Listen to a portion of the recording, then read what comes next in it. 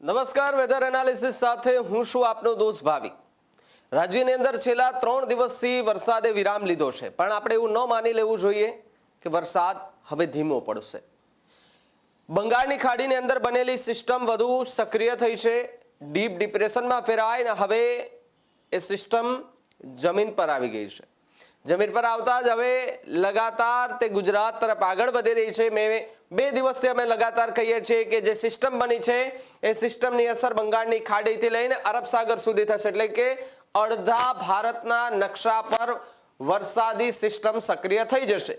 કેટલી તારીખથી થશે એ પણ તમને કહી દઉં। આ મહિનો આખો હવે જે છેલ્લા દિવસો છે મહિનાના, એટલે 31 તારીખ સુધી 31 તારીખ સુધી ક્યાંક છૂટાછવાયા સ્થળોએ હળવાથી મધ્યમ વરસાદ પડશે, પરંતુ 1 ઓગસ્ટે જુલાઈ મહિનો પૂરો થશે।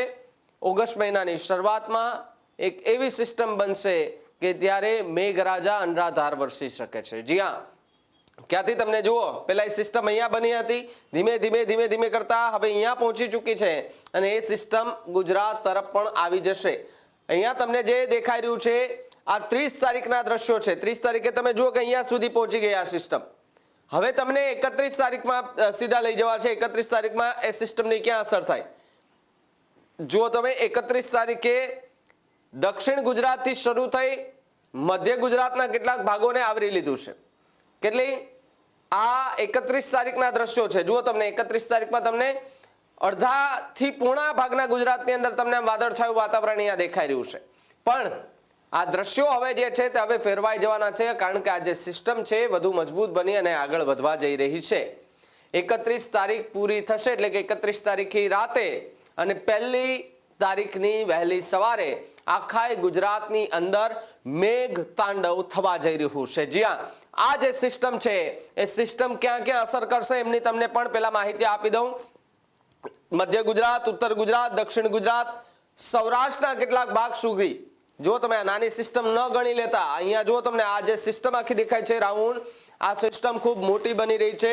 જ્યારે બંગાળની ખાડીમાં ડીપ ડિપ્રેશન બન્યું ત્યારે એમ લાગતું હતું કે નહીં, આ ગુજરાત સુધી કદાચ નહીં પહોંચે, પણ એના 24 કલાક પછી જ્યારે પવનની ગતિ ફરે છે, પવનની ગતિ ફરે છે એટલે તરત જ અરબ સાગરની અંદર ભેજવાળું વાતાવરણ છે થોડું ખેંચાય છે અને ડીપ ડિપ્રેશનમાં ફેરવાયેલી જે સિસ્ટમ છે એની અસર હવે ગુજરાત પર થશે। અહીંયા તમને દેખાતું છે આખું ગુજરાત જે છે તે એકદમ વરસાદથી ભરાઈ ચૂક્યું છે। જુઓ તમને આ જે સિસ્ટમ છે, હવે આ સિસ્ટમ છે એમની અસર કયા કયા વિસ્તારોમાં, તો કે કચ્છમાં અત્યાર સુધી જે વરસાદ નહોતો પડ્યો કચ્છ પણ આવરી લીધું છે। સૌરાષ્ટ્રમાં તમે જુઓ, જ્યાં ઓખા, દ્વારકા, જામનગર, પોરબંદરમાં જે વરસાદ નહોતો પડ્યો એ પણ આવરી લેવામાં આવશે। ઉત્તર ગુજરાતમાં બખા બોલી જવાના છે। દક્ષિણ ગુજરાતની તો વાત જ નથી કરવાની, કારણ કે ત્યાં હજુ વરસાદની આગાહી છે, પણ અમદાવાદ, ગાંધીનગર, વડોદરા, સુરત, વાપી, વલસાડ, ડાંગ, દમણ, દાદરા અને નગર હવેલી સહિતના જે વિસ્તારો છે ત્યાં માટે પણ 1 તારીખથી ભારેથી અતિભારે વરસાદની આગાહી કરવામાં આવી છે। જે તમે અહીંયા સિસ્ટમ જુઓ છો, આ કેટલી તારીખમાં 1 તારીખે સવારથી લઈને સાંજ સુધી આખી આ સિસ્ટમ ગુજરાતને ધમરોડી નાખશે। આબ ફાટે તેવી સ્થિતિનું નિર્માણ થાય તેવી શક્યતા, કારણ કે જે સિસ્ટમ અહીંયા બની છે પછી આખા ગુજરાતની અંદર મેઘ તાંડવ મચાવવા જઈ રહી છે।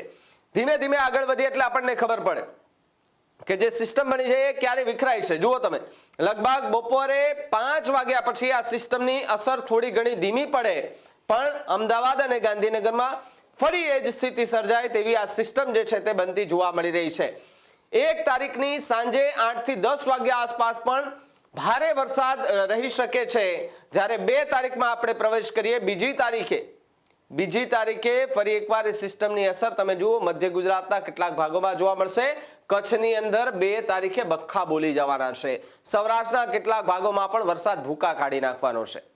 જો તમે આ પછી સિસ્ટમ ધીમે ધીમે ઉપર વહી જશે, રાજસ્થાન બાજુ જશે, પણ એ 2 દિવસ એટલે કે 1 ઓગસ્ટ અને 2 ઓગસ્ટ, આમ આ 2 તારીખ જે છે એ તમને અહીંયા બતાવી કે કેવી રીતે વાતાવરણ સક્રિય થાય છે, કેવી રીતે બંગાળની ખાડીમાંથી એક બનેલી એવી સિસ્ટમ કે જે ડીપ ડિપ્રેશનમાં ફેરવાય છે, ડીપ ડિપ્રેશનમાં ફેરવાયા બાદ કેવી રીતે તે જમીન પર આવે છે અને જમીન પર આવ્યા બાદ એ સીધી જ ગુજરાત પર આપણે અસર કરે છે। આ માહિતી જે છે તે વિન્ડી મેપના માધ્યમથી અમે આપી છે। લગાતાર વેધર એન્ડ રડાર પર આ જ પ્રકારની માહિતી આપી રહ્યું છે।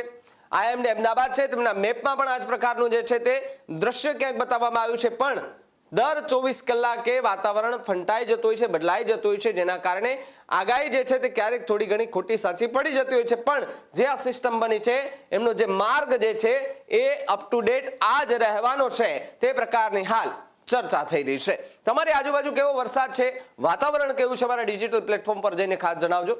જોતા રહેજો ન્યૂઝરૂમ ગુજરાત. નમસ્કાર. ખેડૂત ભાઈઓ છે ખેતરમાં ડ્રોન ઉડાવતા હોય છે ત્યારે આપણે એક પ્રશ્ન સતાવતો હોય છે કે જે આપણે અત્યાર સુધી જીપીએસ ટેકનોલોજીવાળા ડ્રોન વાપર્યા છે, જેથી કરીને મોબાઈલ ટાવર છે અથવા તો હાઈ ટેન્શન લાઇન પસાર થતી હોય, કોઈ વૃક્ષો હોય, ત્યારે જે જીપીએસ ટેકનોલોજીવાળા ડ્રોન છે એમાં ટકરાય અને ટ્રેસ થાય છે. પણ એગ્રીઓન લાવ્યું છે જીએનએસએસ ટેકનોલોજી ડ્રોન, જેથી કરીને એ ડ્રોન છે એ કોઈ જગ્યાએ ટકરાય નહીં, પોતાની રીતે જ ડિસિઝન લે છે અને મૂવ થઈ જાય છે, જેથી કરીને જીએનએસએસ ટેકનોલોજી ડ્રોન છે એ વાપરવાનો આગ્રહ રાખો.